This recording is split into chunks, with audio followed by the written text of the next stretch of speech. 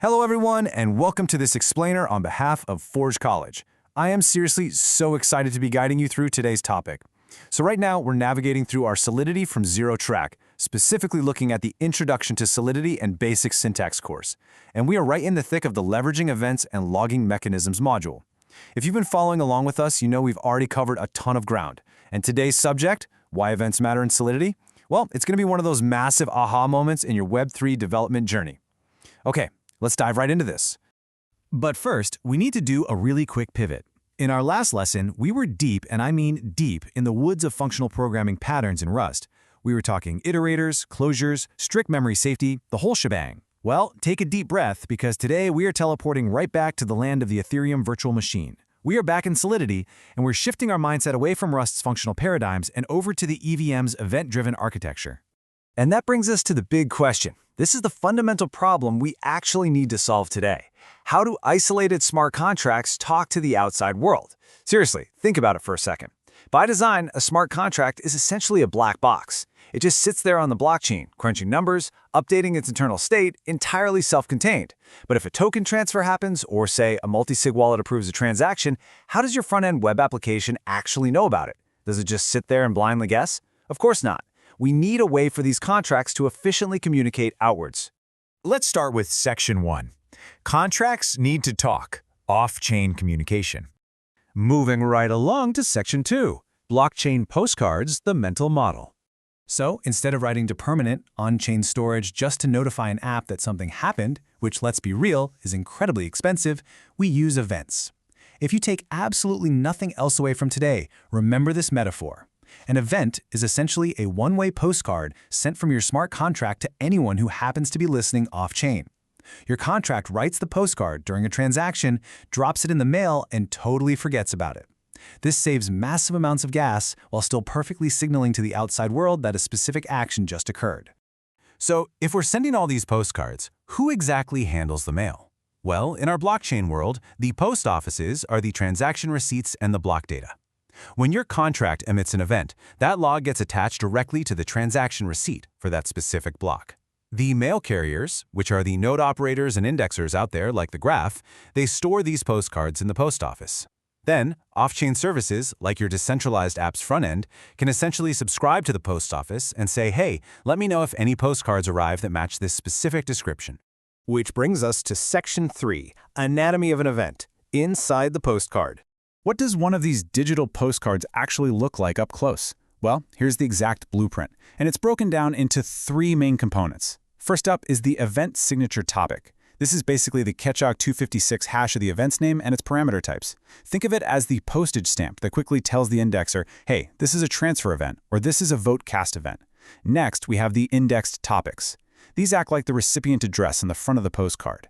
They can store up to 3 parameter hashes or values, and they are super important because they allow off-chain listeners to efficiently filter the mail. Finally, we have the data blob. This is the main body of the postcard. It contains all the ABI-encoded non-indexed parameters. This is where you pack in the full context, the heavy payload. Now, it's not directly searchable by the mail carriers, but once you actually grab the postcard, you can read all the juicy details inside it. Now, the absolutely crucial point here is this number, 3. You are strictly allowed a maximum of 3 indexed parameters per event, no more. The blockchain enforces this limit to keep the header of our postcard small and incredibly cheap to sort. So, if you want a front-end app to be able to quickly search for a specific user's address, you have to make sure that address is one of your 3 index topics. You've got to choose them wisely because once you hit 3, everything else just gets tossed into the unindexed data blob. You might be wondering, why is there a limit of 3 in the first place? Well, it all comes down to a brilliant piece of computer science called the Bloom filter. Node software uses Bloom filters, which are these really clever probabilistic data structures to rapidly scan blocks and find matching index topics.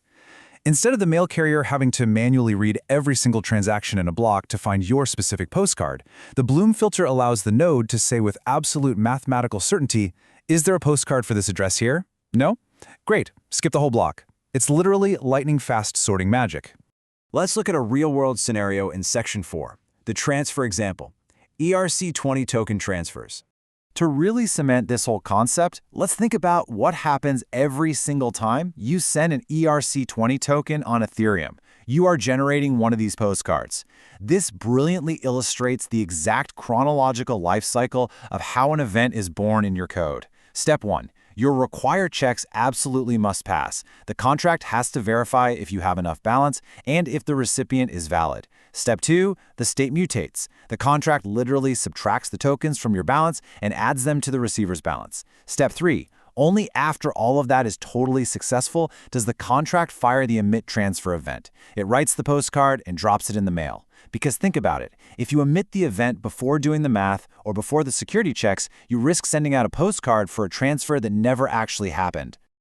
Meanwhile, off-chain, you've got your front-end web app hanging out. JavaScript libraries, like Ethers.js, set up listeners that subscribe to those specific indexed topics we just talked about.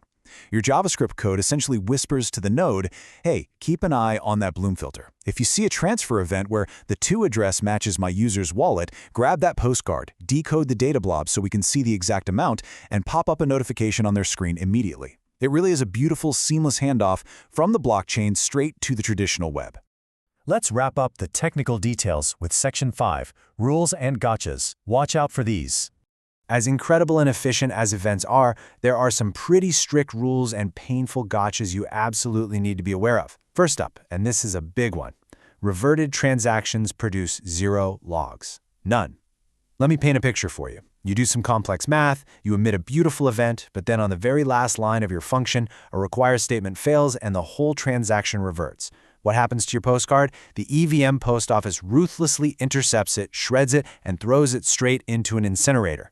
If a transaction reverts, all state changes are undone, and all logs that were emitted during that execution are just wiped from existence. The postcard is never delivered. The second gotcha is all about memory and access. You really have to understand the hard boundary between on-chain state and off-chain logs. On-chain state is expensive, for sure, but it can be read by other smart contracts. Off-chain logs, your events, are so much cheaper, but they are completely unreadable by the smart contracts themselves. Once a contract emits an event, it basically gets instant amnesia. It cannot read its own postcards. You literally cannot write logic that says, hey, if I emitted this event yesterday, do X today. It doesn't work. Events are strictly a one-way street pointing outward from the blockchain to the rest of the world. And this naturally leads to a massive, absolutely crucial security warning. Never, ever write sensitive secrets on a postcard. The blockchain is an entirely public post office. Even if your contract source code isn't verified, the logs attached to those transaction receipts are completely public, they're permanent, and they are easily readable by anyone on Earth with an internet connection. If you accidentally put a private identifier, a user's personal data, or a secret key into an event's data blob, well, you just broadcasted it to the entire planet. So please, keep your postcards professional and public-friendly. Okay, let's quickly summarize our key takeaways for instrumenting your contracts with events. 1. Use up to 3 index topics for the high cardinality data you actually want to filter or search by, like wallet addresses. 2.